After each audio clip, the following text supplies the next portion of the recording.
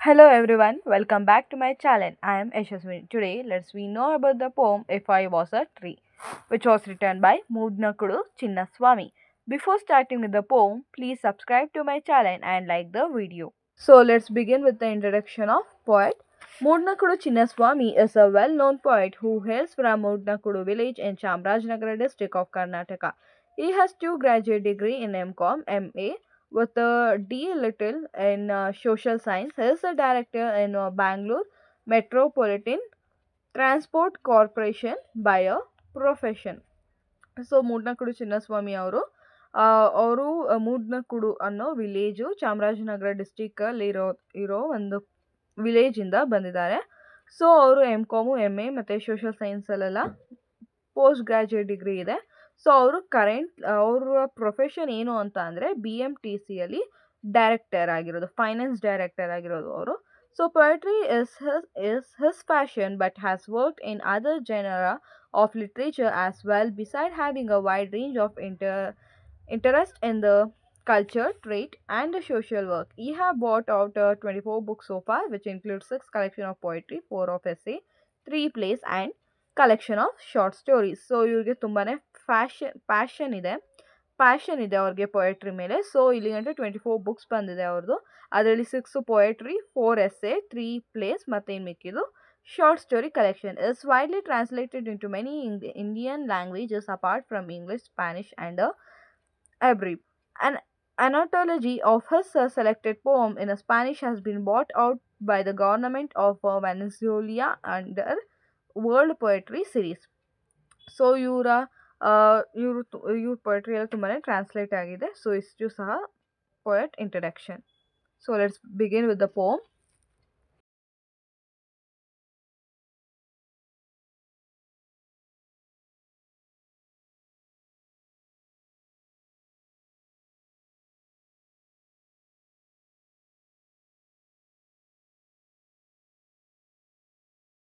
If I was a tree, the bird wouldn't ask me before it built its nest what caste I am. When sunlight embraced me, my shadow wouldn't feel defiled. So ಮರವಾಗಿ ಹುಟ್ಟಿದಾಗ birds ಅದ್ರ ನೆಸ್ಟನ್ನ ಬಂದು ಅದ್ರ ಗೂಡನ್ನ ಬಂದು ಮರದ ಕೊಂಬೆ ಮೇಲೆ ಕಟ್ಟಬೇಕಾದ್ರೆ ನೀನು ಯಾಕೆ ಕ್ಯಾಸ್ಟು ಅಂತ ಮರನ ಕೇಳ್ತಾ ಇರಲಿಲ್ಲ. When sunlight embraced me, sunlight ಮರನ ಟಚ್ ಮಾಡಬೇಕಾದ್ರೆ my shadow wouldn't feel defiled. So ಮರದ ಶ್ಯಾಡೋ ಇಂಪ್ಯೂರ್ ಅಂತ ಸನ್ಲೈಟ್ಗೆ ಅನ್ನಿಸ್ತಾ ಇರಲಿಲ್ಲ. My friendship with the cool breeze and the leaf would be sweet. So ಮರವಾಗಿ ಹುಟ್ಟಿದ್ರೆ ಕೂಲ್ ಬ್ರೀಸ್ ಮತ್ತು ಲೀವ್ಸ್ ಜೊತೆ ಮರದ ಫ್ರೆಂಡ್ಶಿಪ್ಪು ತುಂಬಾ ಚೆನ್ನಾಗಿ ಸ್ವೀಟಾಗಿ ಇರ್ತಿತ್ತು. Rain drops wouldn't turn back taking me for a dog eater. So ಮಳೆ ಬರಬೇಕಾದ್ರೆ ರೇನ್ ಡ್ರಾಪ್ಸು ಮರದ ಮೇಲೆ ಬಿದ್ದಾಗ ಅದು ರೇನ್ ಡ್ರಾಪ್ಸು ಅನ್ಟಚಬಿಲಿಟಿ ಫೀಲ್ ಮಾಡ್ತಿರ್ಲಿಲ್ಲ. When I branch out further from my roots, Mother Earth wouldn't feel shouting for a bath. So ಮರದ roots ಅಂದರೆ ಬೇರುಗಳು ಇನ್ನೂ ಡೀಪಾಗಿ ಭೂಮಿಗೆ ಹೋಗ್ಬೇಕಾದ್ರೆ ಹೋಗಿ ಭೂಮಿ ತಾಯಿನ ಟಚ್ ಮಾಡಿದಾಗ ಭೂಮಿ ತಾಯಿ ಓಡೋಗ್ತಾ ಇರಲಿಲ್ಲ, ನಾನು ಸ್ನಾನ ಮಾಡಬೇಕು, ಅನ್ಟಚಬಿಲಿಟಿ ಆಗೋಗಿದೆ ಅಂತ. The scabbed cow would scrape her body on my back, scratching wherever it hits. So ತುಂಬಾ ಪ್ಯೂರ್ ಆಗಿರೋ ಕವು ಅದಕ್ಕೆ ಹಿಚ್ಚಿಂಗ್ ಆದಾಗ ಬಂದು ಆ ಮರದ ಬಾರ್ಕ್ ಏನಿರ್ತೋ ಅಲ್ಲಿ ಸ್ಕ್ರೇಪ್ ಮಾಡ್ಕೋತಿರುತ್ತೆ, ಉಜ್ಜುತ್ತಿರುತ್ತೆ ಅದ್ರ ಬಾಡಿನ. ಆಗ 300,000 god sheltering inside touch me. So ಆ ಥರ ಸ್ಕ್ರ್ಯಾಚಿಂಗ್ ಮಾಡಬೇಕಾದ್ರೆ ಕವು 300,000 ಗಾಡ್ಸ್ ಏನಿತ್ತು ಆ ಕವು ಒಳಗೆ ಅವೆಲ್ಲವೂ ಸಹ ಮರನ ಟಚ್ ಮಾಡ್ತಿತ್ತು ಅಂತ ಈ ಪ್ಯಾರ ಹೇಳುತ್ತೆ. Who knows at the end hacked into piece of dry wood burning in the holy fire I might be pure.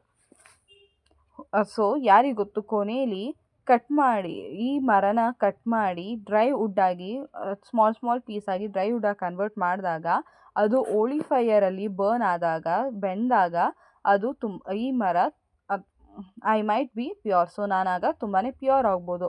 or becoming the bearer for a sinless body, be borne on the shoulders of four good men. ಅಥವಾ ಸತ್ತಿರೋ ಹೆಣಕ್ಕೆ ಕಟ್ಟೋ ಚಟ್ಟದಲ್ಲಿ ಆ ಚಟ್ಟ ಕಟ್ಬೇಕಾರೆ, bears ಅಂದರೆ ಚಟ್ಟ.